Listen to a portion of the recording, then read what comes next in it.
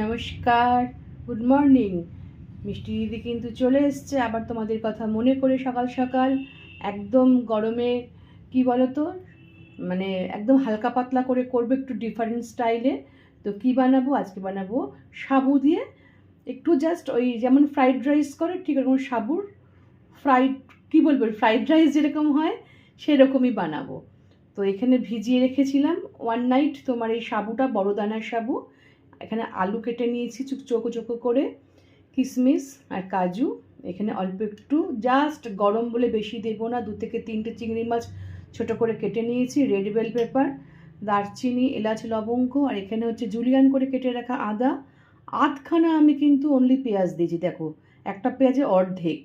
আর এখানে যে যার স্বাদ মতো ঝাল, মানে আমি এখানে 3টে লঙ্কা দিয়েছি। এই হচ্ছে আমার উপকরণ।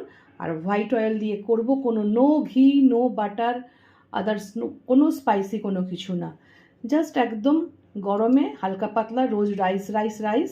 তো একদম এটা বানাচ্ছি, ছেলের টিফিনেও চলে যায়, টিফিন দ্যাট মিন্স মানে লাঞ্চ বক্সেও চলে যাবে, প্লাস এটা যদি মানে একটুখানি ঘরে খাওয়ার জন্য রেখে দেবো, হয়ে গেল। তাহলে চলো কীভাবে বানাচ্ছি দেখো।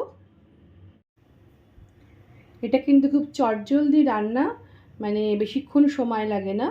তো প্রথমে দেখো দিয়ে দিচ্ছি কি এর মধ্যে গোটা গরম মশলাগুলো দিয়ে দেবো। আঁচটাকে তুমি ভালো করে তেলটা গরম করে নিয়ে মিডিয়াম ফ্লেমে রাখো। তারপরে দিয়ে দেবে এর মধ্যে হচ্ছে জুলিয়ান করে কেটে রাখা আদা, একদম ফ্লেম লো করে দাও। দিয়ে দিচ্ছি কুচানো লঙ্কা আর কোচানো পেঁয়াজ।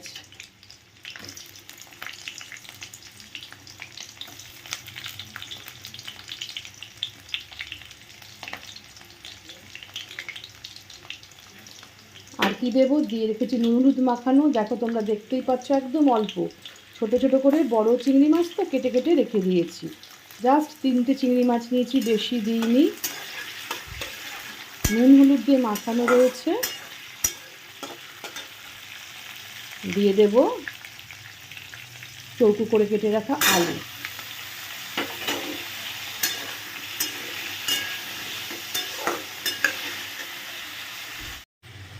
দিয়ে দেব এর মধ্যে একটু পরিমাণ মতো নুন। নুনটা দিয়ে একটু নাড়া দিয়ে এটাকে কি করব, চাপা দিয়ে দেব। কেন বলো তো, যাতে আলুটা সেদ্ধ হয়ে যায়। লো ফ্লেম করে এটাকে চাপা দিয়ে দাও।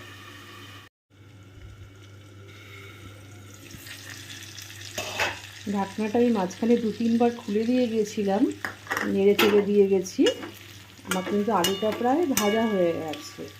এবারে কী করবো, কাজু কিশমিশটা দেখো অল্প একটু কাজু, সবই অল্প অল্প দিয়েছি, যেহেতু গরম সেই কথা মাথায় রেখে সবই অল্প অল্প করে দিয়েছি। আর এদিকে দিয়ে দিচ্ছি রেড বেল পেপার, এটাতে কিন্তু কোনো ক্ষতি নেই জানো তো।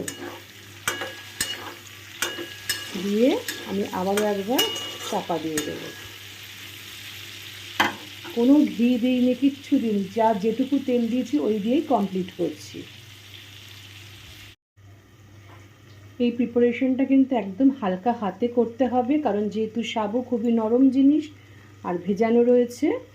তো এবার খুলে দেখি, আমার কিন্তু আলু আর রেড বেল পেপার কিন্তু নরমও হয়ে গেছে, সব কমপ্লিট। এইবার এটাকে দেব, সাবুটা দেব, দিয়ে হালকা হাতে নাড়তে হবে।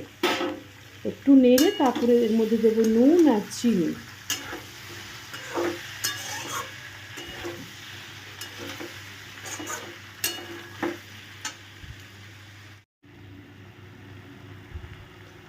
খুব চটজলদি রান্না হয়ে যায় কিন্তু এটা। একটু লাইটটা জ্বালিয়ে দিই।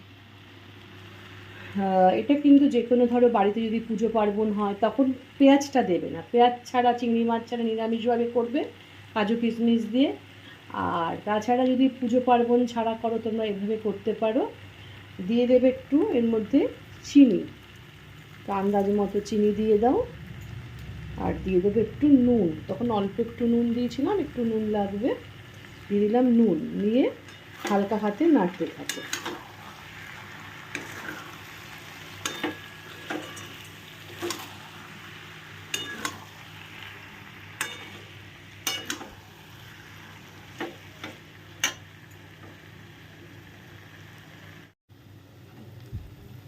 দেখো আমি কিন্তু হালকা হাতে নাড়িয়ে দিয়েছি, নাড়িয়ে নুন চিনি ঝাল মিষ্টি সব প্রপোর্শন আমার ঠিক আছে, আমি চেক করে নিয়েছি, আমার কিন্তু কমপ্লিট।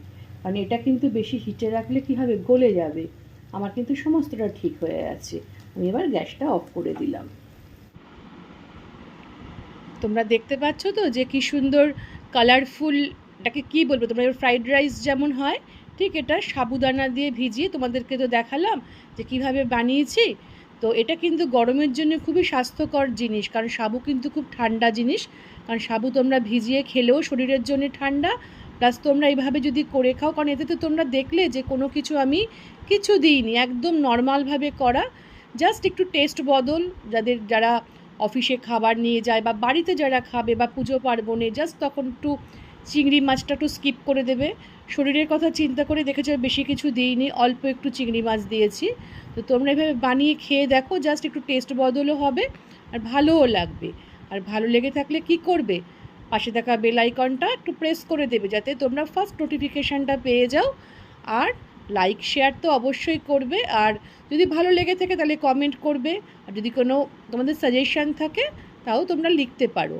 ওকে, আর ভালো থেকো, তোমরা সুস্থ থেকো। আর কি প্রচুর প্রচুর গরম পড়েছে, চেষ্টা করবে যাতে গরমটাকে যতটা পারার অ্যাভয়েড করার। ওকে, তাহলে আজকে তোমাদের কাছ থেকে বিদায় নিচ্ছি, টাটা।